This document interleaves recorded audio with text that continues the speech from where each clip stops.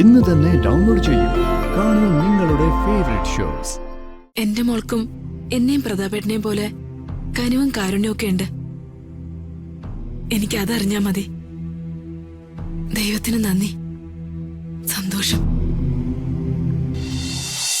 നമുക്ക് ഡോക്ടറിനെ കണ്ടിട്ട് തന്നെ പോവാം.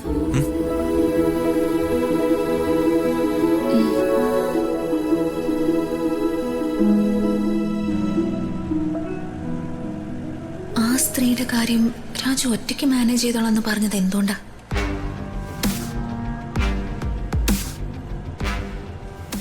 രാജു എന്നെ പറഞ്ഞു വിട്ടത് എന്തിനാണെന്ന് മനസ്സിലാവുന്നില്ലല്ലോ.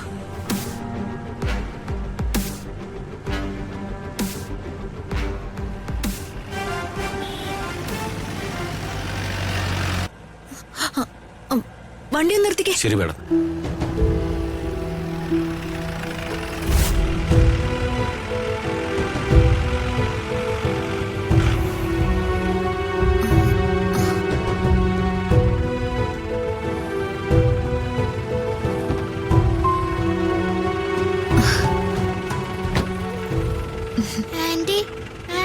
ഹോസ്പിറ്റലിൽ കാണിച്ചോ? എന്റെ ഹസ്ബൻഡ് ആന്റി ഹോസ്പിറ്റലിലേക്ക് കൊണ്ടുപോയിട്ടുണ്ട്. ആ ആന്റിക്ക് കുഴപ്പമൊന്നും ഇല്ലല്ലോ?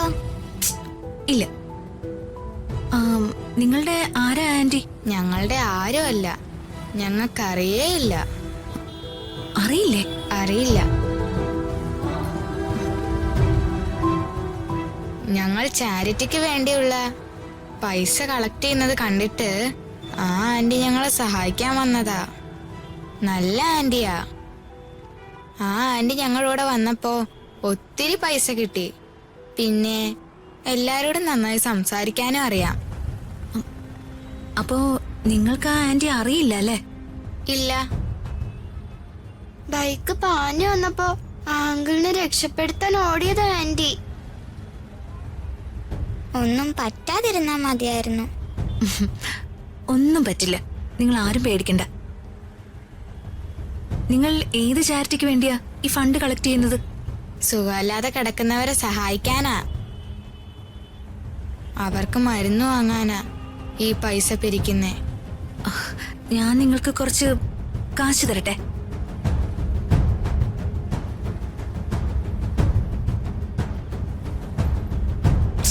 ഒരു മിനിറ്റ്.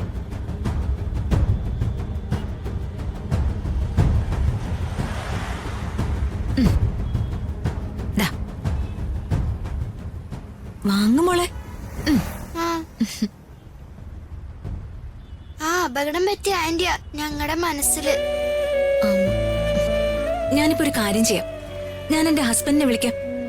അപ്പോ ആന്റിക്ക് ഫോൺ കൊടുക്കാൻ പറ്റുമല്ലോ. ആന്റിയോട് നിങ്ങൾക്ക് സംസാരിക്കാം.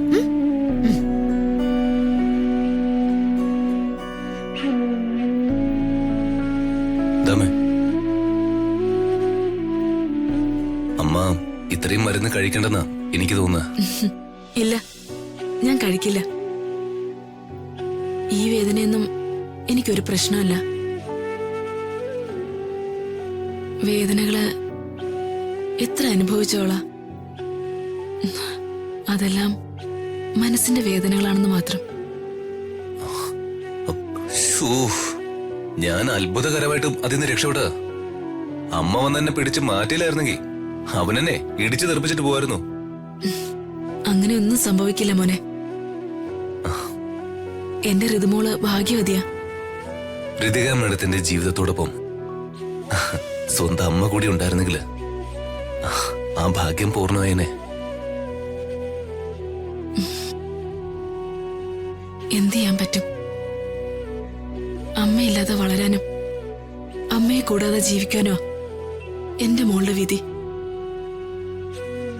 എന്റെ മകളെ മനസ്സ് നിറഞ്ഞൊന്ന് കാണാൻ പോലും എനിക്കൊന്നും പറ്റുന്നില്ലല്ലോ ഭഗവാനെ.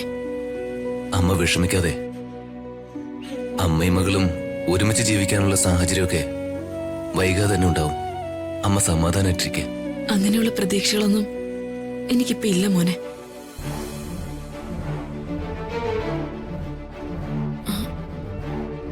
മോനെ, നമ്മൾ എങ്ങനെയാ പോകുന്നത്? അമ്മയെ ഞാൻ വീട്ടിൽ കൊണ്ടുവന്നൂടാ. ഞാനേ ബൈക്ക് എടുത്തില്ല, സാറിന്റെ കൂടെ കാറിലാ വന്നേ. നമുക്കേ ഒരു ടാക്സി വിളിക്കാം. ആരാ മോനെ? ഉം. അമ്മയുടെ മോള് ഋതിക മേഡം. ഹലോ. രാജു, എത്ര നേരമായിട്ട് ഞാൻ ട്രൈ ചെയ്യുന്നു, കിട്ടുന്നുണ്ടായിരുന്നില്ല. ആ അയ്യോ, ഞാൻ നിൽക്കുന്നിടത്തെ റേഞ്ചിന്റെ പ്രശ്നം ഉണ്ടായിരുന്നു. അവിടെ എന്തായി രാജു? ആ അമ്മയ്ക്ക് എങ്ങനെയുണ്ട്? ഏയ് കുഴപ്പമൊന്നുമില്ല മേഡം. അമ്മയുടെ കൈമുട്ടിന് കുറച്ച് പ്രശ്നമുണ്ട്, വേറെ കുഴപ്പമൊന്നുമില്ല. രാജു, ആ അമ്മയോടൊപ്പം ചാരിറ്റി ഫണ്ട് കളക്ട് ചെയ്തിടുന്ന കുട്ടികള് എന്നോടൊപ്പം ഉണ്ട്. അവർക്ക് ആ അമ്മയോട് എന്തോ സംസാരിക്കാനുണ്ടെന്ന്. ശരി, അപ്പൊ ഞാൻ ഫോൺ സ്പീക്കറിലാണ്. കുട്ടികളോട് സംസാരിച്ചോളം പറയേ. ആ ഒരു മിനിറ്റ്. സംസാരിക്കേ. ആന്റി, ആന്റിക്ക് ഇപ്പൊ എങ്ങനെയുണ്ട്? വേദനയുണ്ടോ ആന്റി? ആന്റി എന്റെ അടുത്തുണ്ട് മക്കളെ. ആന്റിക്കേ ഒരു കുഴപ്പമില്ല, നിങ്ങൾ ടെൻഷൻ അടിക്കണ്ട, ഹാപ്പി ആയിട്ടിരിക്കെ. ഋതിക മാഡം. ഹലോ. ഞാൻ അമ്മയെ അവരുടെ വീട്ടിലൊന്ന് ഡ്രോപ്പ് ചെയ്തിട്ട് ഞാൻ ഓഫീസിലേക്ക് വരാം. ഈ കുഞ്ഞുങ്ങളെ ഇനി ഞാൻ വെയിലത്ത് ഫണ്ട് കളക്ട് ചെയ്യാൻ വിടുന്നില്ല. അവർക്ക് ഞാനൊരു വലിയ ഫണ്ട് കൊടുത്തിട്ടുണ്ടെന്ന് ആ അമ്മയോട് പറഞ്ഞേക്ക്. ശരി മാഡം.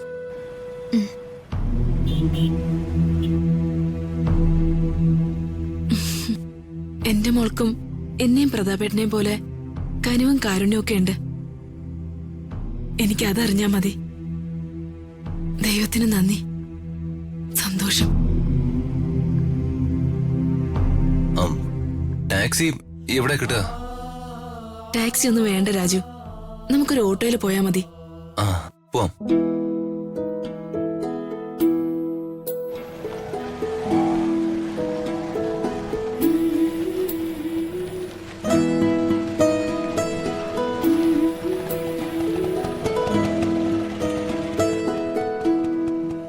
അമ്മേ,